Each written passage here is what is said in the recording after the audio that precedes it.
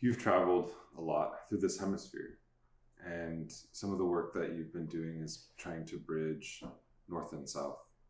Why is that important to move beyond the kind of colonial nation states as they exist and to look especially south to our brothers and sisters in so-called Latin America or the global South? Mm-hmm. Mm-hmm.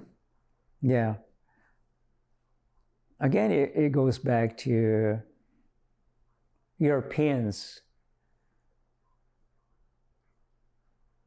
coming into the Western Hemisphere and killing the people there, taking their land, imposing the rules and way of life upon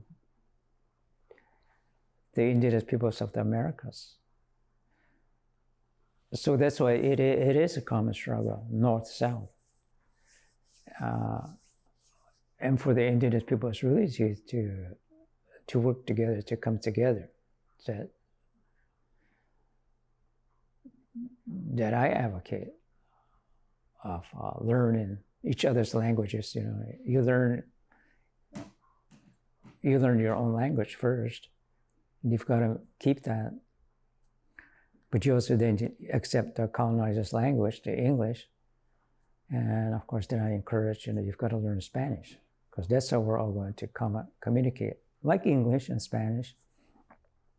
And so I'm glad to see that in the continental encounters that have happened in Guatemala, in Ecuador, in Chile,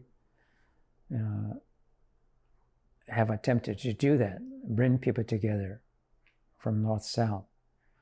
And so that's why indigenous peoples of both sides, the Abuyala and the people of Turtle Island, say that, okay, it's the coming together of the condor and the eagle in order for this indigenous movement to counter this this imposition of colonialism and confronting it.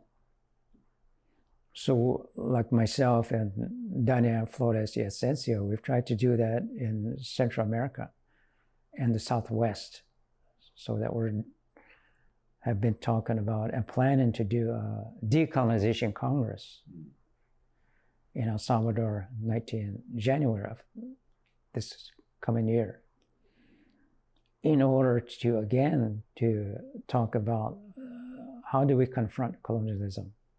How do we really try to then work towards decolonization?